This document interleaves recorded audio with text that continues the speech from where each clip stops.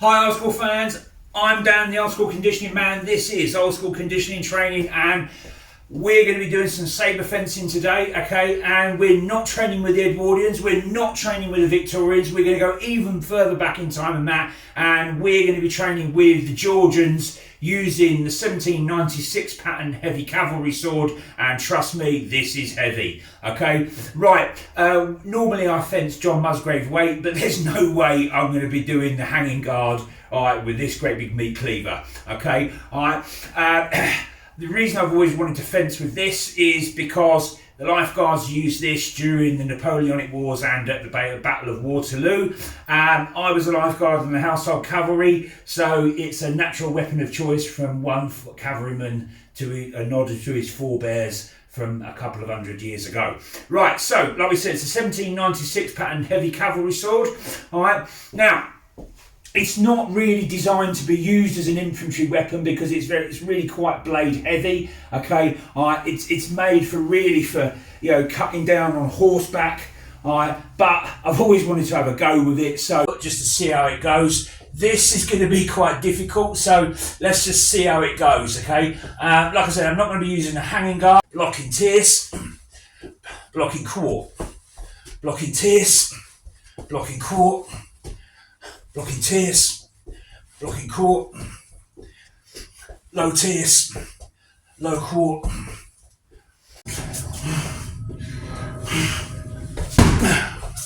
Yeah, I think that's probably the best way to do it. Alright, someone comes in with a cut to the left hand side of the body, parry it, and then swing it round. The 1796 pattern heavy cavalry sword was the sword used by British Heavy Cavalry and King's German Legion dragoons through most of the period of the French Revolutionary and Napoleonic Wars. It played an especially notable role in the hands of British cavalrymen at the battles of Salamanca, Quatre Bras and Waterloo. It has even made its mark on popular culture. The fictional character Richard Sharp of Bernard Cornwell's novels and later a TV series, he uses it as his sword. Though as you can see from me training with it, it wouldn't be my first choice as an infantry sword. That being said, in the hands of big men on big horses, the 1796 pattern heavy cavalry sword was a fearsome and deadly killing instrument. While I try my hand at getting to grips with this meat cleaver of a sword and how best to parry, cut and thrust with it on foot, we will attest to the fearsome lethality of this sword by talking about the brutal killing power this sword had in the hands of 3 men in 3 cavalry actions during the Waterloo campaign, and how, outnumbered, surrounded and exhausted, wielding this sword, cutting down scores of men, killing their way into history, and how the 1796 heavy cavalry sword helped defeat Napoleon. 2 days before the main battle at Waterloo on the Mont Saint John Ridge, 18th of June 1815, the 1796 pattern heavy cavalry sword had already been in action with the lifeguards at Quatre Bras. A serious skirmish between them and French lancers of the Guard. These French lancers were already pursuing the 7th Hussars and the 23rd Light Dragoons, and it was left to the lifeguards to retrieve a desperate situation and to drive the French lancers back to their own lines, which they did, killing a French lancer colonel as they went, saving the Allied troops stationed at the crossroads at Quatre Bras from Marshal Ney's attacks. Had this failed, it is quite possible Wellington would have been forced to give up his position on the Mont Saint Jean Ridge. But fast, aggressive action by the lifeguards and the brutally efficient killing power of the 1796 pattern heavy cavalry sword saved the day. Charge of the Household Brigade at Waterloo, 18th of June 1815. At Waterloo, the battle had been raging from 11:30 to 1400 hours before the Household and Union Brigades were called upon to relieve the pressure on the beleaguered farmhouse bastion of La Haye-Sainte and prevent Wellington's line from disintegrating from D'Erlon's 3rd Infantry Corps attack. The Household Brigade had been held in reserve on the reverse slope of the Mont Saint Jean Ridge. At around about just after 1400 hours, Lord Uxbridge gave the order to attack, and his trumpeter tell you what, sounded the walk grip march. strength you need to fight with this The is second incredible. Life Guards on the left of the charging line, 1st Dragoon Guards in the centre, the senior regiment, 1st Life Guards taking up the right-hand wing, with the Raw Horse Guards for Blues in reserve. Advancing up the slope of the walk, negotiating British and Allied troops in infantry troops in square, unable to charge due to this and the fact that they couldn't actually see what they were to charge at. Also, they had yet to traverse the formidable obstacle of the sunken road that ran the crest of the ridge. Too wide for horses to jump, and with steep banks that had to be scrambled up before a charging line could be reformed. As they quickly reformed, they saw their enemy for the first time, French cuirassiers, French heavy cavalry. Less than 100 metres away, the distance short, but with the impetus of the downslope, the Household Brigade charged, and at less than 50% full strength, 5 squadrons of the Life Guards and 1st Dragoon Guards slammed into 7 squadrons of French cuirassiers. This combat was the only one of its type at Waterloo, heavy cavalry charging heavy cavalry. This was a short, sharp action and didn't last long, but it saw savage, brutal fighting. Private Hodgson of the Life Guards described his part in the action. I was frightened, never having fought anyone with swords before. My first thrust was to his cuirass, which I mistake for silver lace. The shot nearly broke my arm. Into that lunge. But I, more manoeuvrable than my adversary, guiding my horse with my knees, waiting for the Frenchman to thrust. Turning my horse when he did, I swung my sword, cutting clean off his sword hand, then thrust my point into the Frenchman's throat, turning it round and round until his head came clean off. The cuirassiers had soon had enough of this kind of mauling and fled, pursued by the Life Guards with their blood up.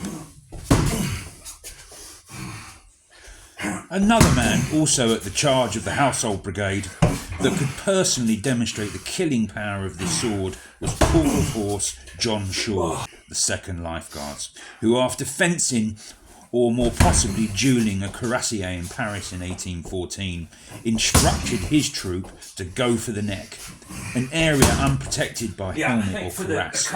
Shaw was challenged openly by one cuirassier to single combat, not a wise move for the Frenchman.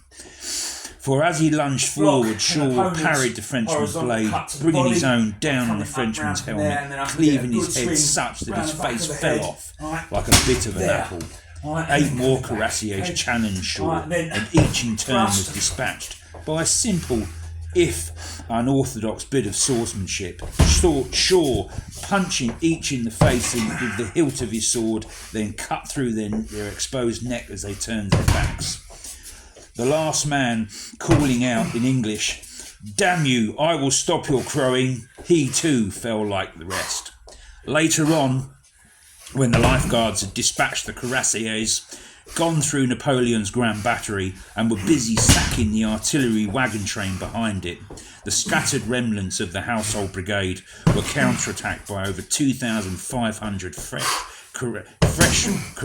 cuirassiers and lancers.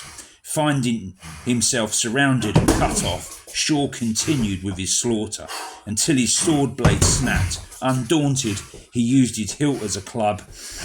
Then, when that was dashed from his hand, used his helmet as a weapon. Finally, with over 20 sword wounds, Shaw was finally felled from his horse by a pistol shot to the head, but not before killing at least 9 cuirassiers and French lancers. And wrist strength and grip strength, you've got to have told this is hard. I mean, even just getting the sword arm out straight and shoulder high for the thrust is hard work. So I think I'm going to have to keep it much more upright. Tierce, quart, tierce, quart.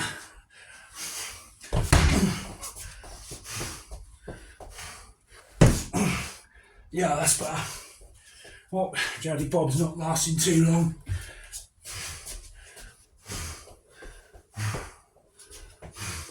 Tierce, quart.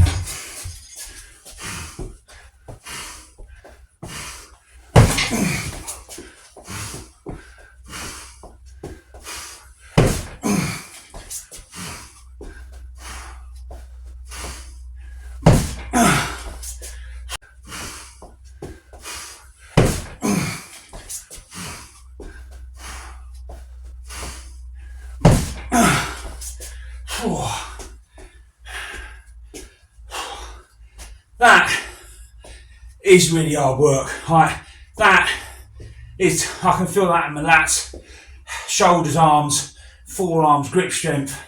You know, it's nearly 1.3 kilos of sword, and it's all in the blade. Alright, very heavy. Alright, it's hard to wield. Alright, these guys in the Georgian times, they were hard men. Alright, well, that's a work in progress. I've quite enjoyed that. Alright, so alright, I'm Dan. This has been old school conditioning training, and this has been sword fencing with the Georgians. Hope you've enjoyed the video, and remember guys, don't be no crazy fool. Hit that subscribe button and follow down at old school. Alright, thanks for watching, and I'll see you in the next video.